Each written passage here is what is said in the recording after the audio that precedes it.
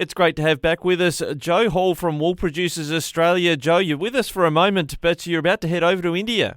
Morning, Ricky. Yes, Wool Producers President Steve Harrison and myself will be heading off to India for meetings next week with the Indian trade and culminating in the inaugural joint Australia-India Wool Working Group. So we're quite excited to start those formal discussions with the Indian trade.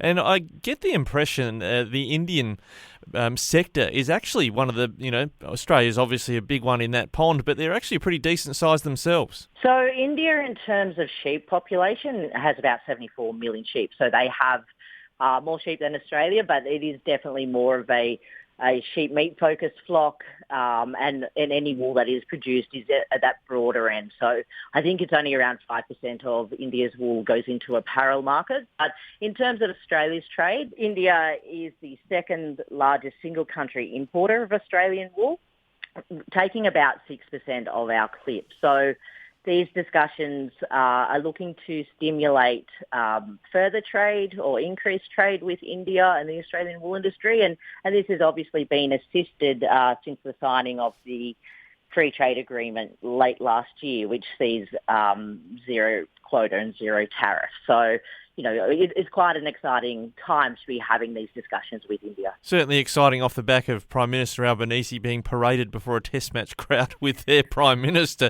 to encourage positivity towards Australian relations. Definitely, the time is right. Now, when it comes to export markets, or I guess further collaboration with other countries, there's some positivity on the Vietnam front as well, I understand. Yeah, Ricky, it is. We've just recently announced that we were selected to be the recipient of one of 3 industry representative positions based in Vietnam, the other 2 industries being wine and summer fruit. And what we hope for our resource is to further investigate opportunities in Vietnam, particularly around wool processing. AWI does a lot of has been in Vietnam for a number of years, looking at the marketing side and generating increased interest at the consumer end for Australian wool. But we're looking at the earlier on in the supply chain in terms of the processing. So this is really timely, given that last year we released the report of the domestic and diversified wool processing report conducted by Deloitte, which obviously looked at the feasibility of processing wool domestically in Australia, but also identified 4 other key markets to potentially expand processing, those being Vietnam, India, Indonesia and Bangladesh. So we see this resource as being extremely complementary to that previous piece of work, and we'll use that to look further into what barriers might currently exist for expanding that processing within Vietnam.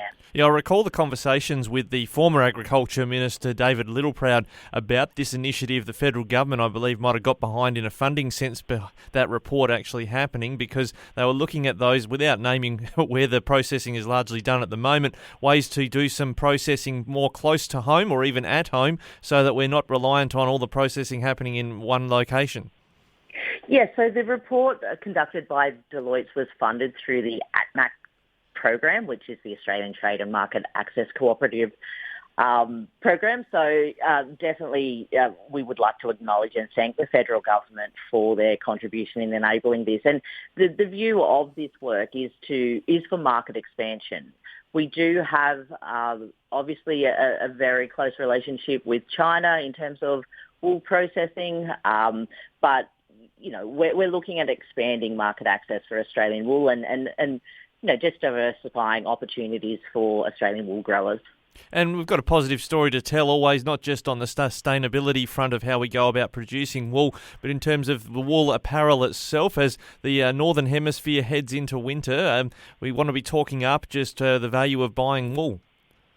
Oh, definitely. I mean, wool is great for winter, but it's also great for year-round and transseasonal apparel as well, given its insulation qualities. So, there's a lot of positives at the moment. It is quite exciting for wool, and that's the challenge is getting, the general public, both here in Australia and internationally, to understand what a wonderful fibre wool is. Yeah, certainly, even with people concerned about microplastics and polyester and the like, it's a good product all round. Now, Joe, before I let you go, we have picked up along the wires concerns not just on the shearer front, but also even at the classing and other staffing front in the wool sheds at the moment. I mean, they're certainly chugging through and plenty moving through the Australian Wool Exchange in terms of the clip.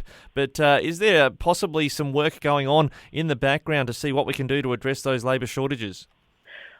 Ricky, the labour shortage continues to be an ongoing issue for the wool harvesting sector. So we're seeing shortages, not just as shearers or wool handlers, but also in the classing sector. So we had the first meeting of the National Wool Harvesting and Training Advisory Group meeting last month, and that encompassed representatives from each state wool harvesting committees, AWI, ourselves, AUX, looking to address these issues on how we can get more people into the industry, both domestically and internationally. So, this group is, I guess, the culmination of a few years' work of, an ad hoc or piecemeal approach to these issues. So we're bringing everybody together to have a strategic approach to this, and that this group will meet on an ongoing basis and look at ways of attracting and retaining staff within the wool harvesting industry.